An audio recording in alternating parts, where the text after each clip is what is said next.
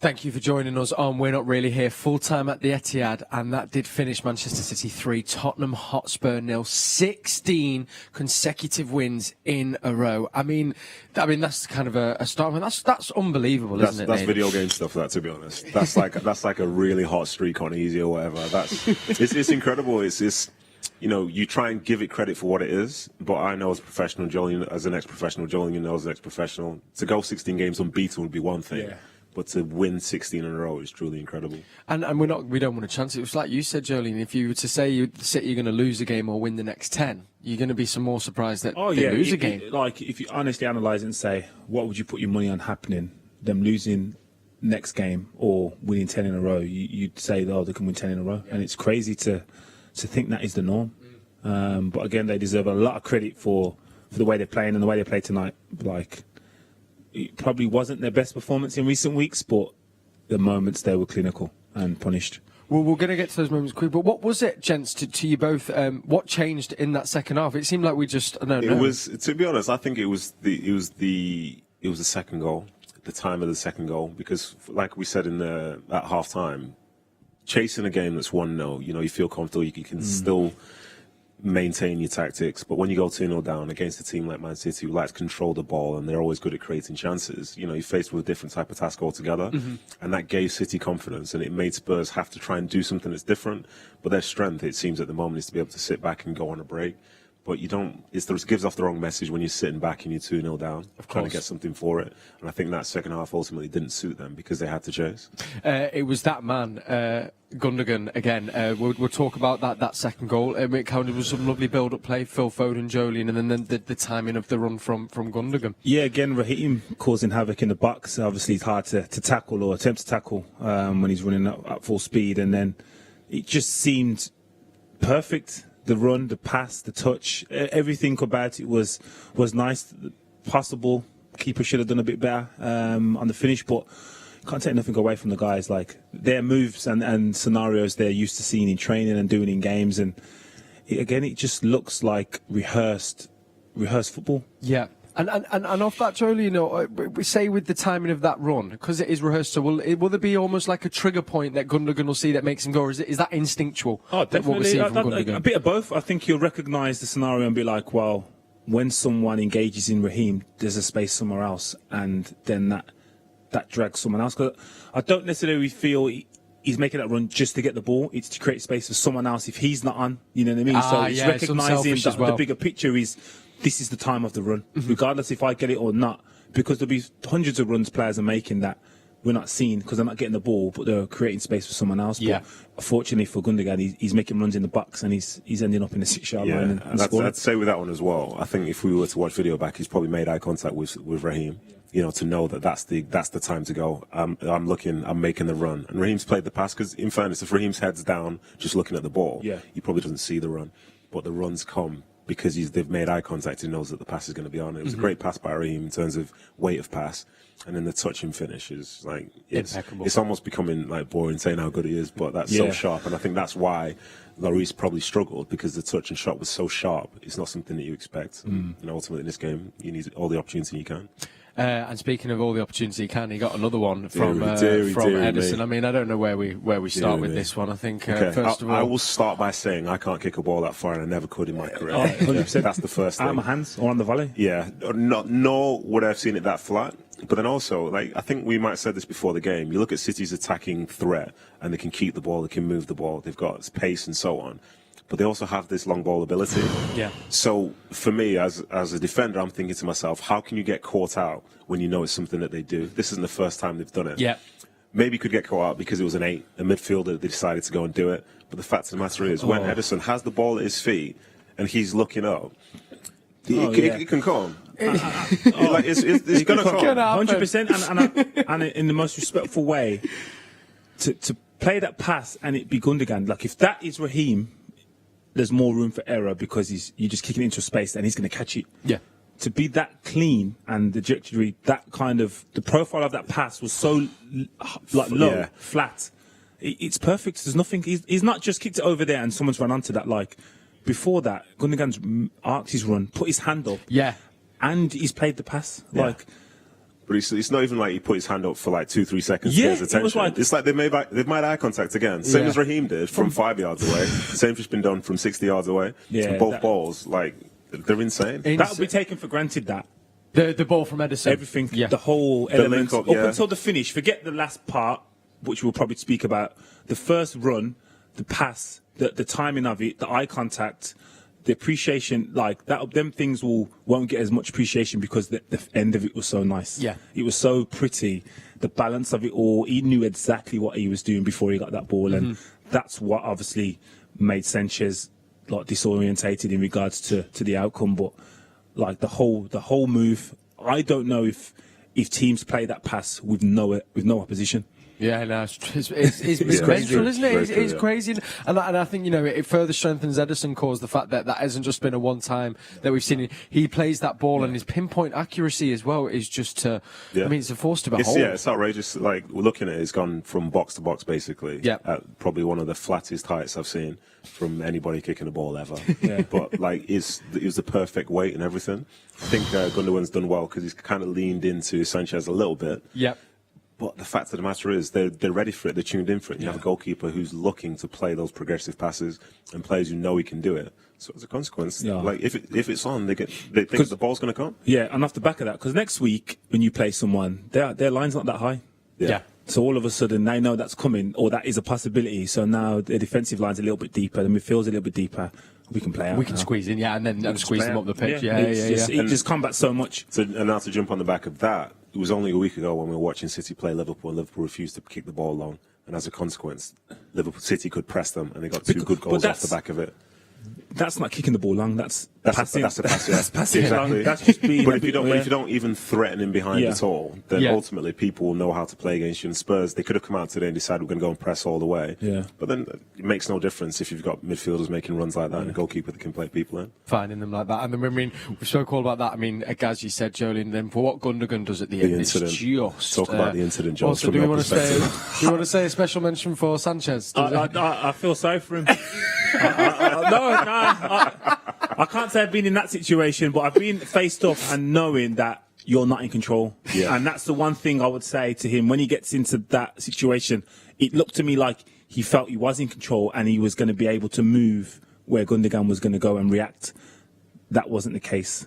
He had to then put himself in a position where Gundogan's only going one way. The keeper only knows he's going one way, and it's easier it's not to stop, but to have less options. Yeah. And that's what he didn't do. He just kind of said, go on, you control it, and then I'll try and defend it that way. And when you're moving backwards at a pace that someone's moving forward, it's difficult. I think it came as well from that little bump because he created a bit of separation there. Yeah. And from when you're isolated in the box with somebody who's got good feet, like I'm thinking Gundogan's going to take a shot with his right foot. Yeah. So you're just going to naturally lean a bit more that way. But Gundogan's read you lean, and he's drags it the other way, and before you know it, how did you describe it? Please tell me. What you said it was like, who's walked into the room? Toy Story, did you say? Is that what you said? No. I just said the way he felt. You said the way he felt was like the toys from Toy Story. It's like an adult's come into the room. Yeah, when it's Andy's mum comes into the room. That's what it was, I know what you're saying now. That's what you said, multiple times. Cue Manchester City's social team. There you go. To make that little meme for us. It really was an exquisite goal. It's safe to say we were loving it here. And now I'm going to segue into an interview with our other goal scorer, Rodri. Here is what he had to say at full time.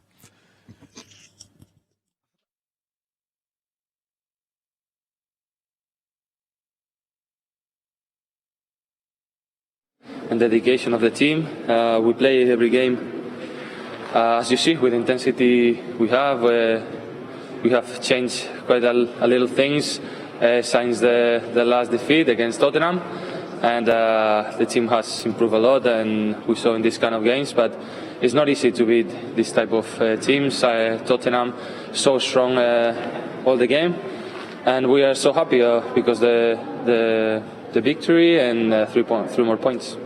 Another thing that's changed is the penalty taker. You've never taken a penalty in your club career before. What made you volunteer? Of course, I was a bit angry the last weeks because we missed, I think, many penalties, much more than we expect. And in big games, you have to score penalties because the difference are so small. And I was angry. I was next penalty I shoot. I told my teammates in the week, and you have a penalty. I grabbed the ball. No one could take the ball out of me, and fortunately I scored. But of course the victory is more important. It looked like you got a bit of help. Ederson gave some advice to Bernardo Silva. What did he say to you just before you took the penalty? Because keepers know each other, and he told me some specific points about Lloris, where I should shoot the penalty. I didn't listen. Because many times it's better to be focused on what you're confident, and I was confident to shoot in that way, and luckily it was in. So you now say to your teammates, I'm the penalty taker? Yeah, 100%. we were laughing in the locker room. Next penalty for sure, I'm going to take it. It's all smiles. What does it mean right now to be this far ahead in the table at this stage of the season? Well, it means it's a big step for us, but of course it's not over. We know how tough it is to win this. Many teams can achieve this, so we're not expecting any other thing that keep going and keep fighting for the next game. Well done. Thank you. Thank you. That is Rodri there speaking at full time. A quick word on Rodri, because I think actually he's done that well. His job kind of goes under the radar, and he seems to really have kind of, taken a step up this season for me, Joleon. Yeah, definitely. And I think that is the kind of natural perception of that role in a team. It goes unnoticed, and I think if you go unnoticed, you're doing it exceptionally well. Yeah. So as long as he keeps on doing that, and ideally gets noticed for penalties, hopefully. But in regards to his general play, he'll be appreciated. But again, there'll be just other players that get more highlights than he does, but he's so important to the team. Really, really is. Nedum, you just alluded to it there. Now, we've got a big couple of weeks. We're kind of starting this run now. We've, of course, got our game in hand against Everton in the midweek. We are going back to our Champions League, much in Gladbach, our opponents. What is the kind of mentality, and how do we carry on this sustained run, I guess, Nedum? I think they just have to be consistent with their approach. It seems like every game that's coming in, they're prepared for it. They're figuring out what the other team's strengths are, but then also trying to see how they can develop their own to go into a game and have a strategy to win it. You look against Spurs today, they know that Spurs have got a real threat in behind and a real threat on the break. How many times were they caught on the break? You'd say very, very few. But maybe in other games, they might go for a more front foot approach. Maybe not risk being caught on the break, but channel it a bit differently. But it seems like they are very, very focused. And in this moment, when you're playing well as an individual, playing well as a team, and you're on a run where you've won 16 in a row, I think for most of those players out there, it's probably the first time in their careers.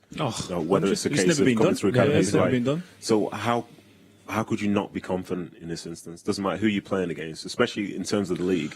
You have some tough games, but you're the favourite from now to the end. Yeah.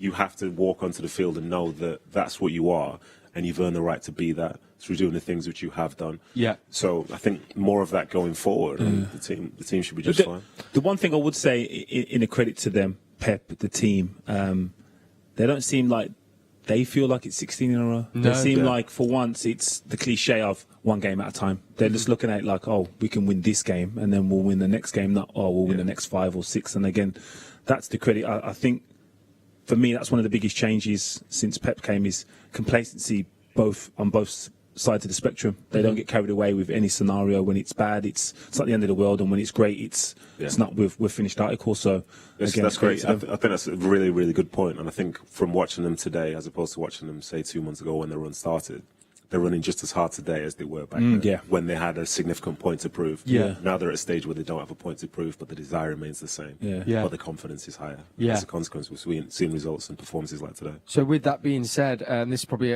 we can go into this further on another show, but probably the most complete and maybe mature City team we've seen going into this next stage of the Champions League than we have been in previously. We speak about that maturity. Because experience and belief and the fear factor. Like, there's always been a fear factor of City will score goals, but now they're not conceding. It's like, well, how do you beat a City team that's not conceding that many? Still defending, though, but not conceded and still scoring at will. So, again, that fear for the opposition is there. They'll still have the same level of confidence, but I still believe when you get to the semi-finals and finals of these competitions, experience just count. We've seen in big games domestically, lads miss penalties and things happen, and we've seen players make mistakes that they don't normally do. So I still think there's going to be an element of that when you get to that stage of the Champions League. But the confidence, it doesn't get any higher. No, even if they win the next 3 games, I think they're at a level now where it's just that high. Yeah, and we've just got to sustain it. That's it. And speaking of our next games, we can have a quick look at them here. So we've got Everton away in the middle of the week, as I say. Then we go away to Arsenal. Again, master versus apprentice. Mönchengladbach away, followed by West Ham at home, and then Man United.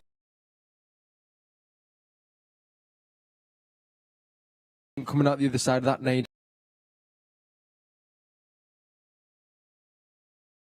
Yeah, 5 wins. You look at the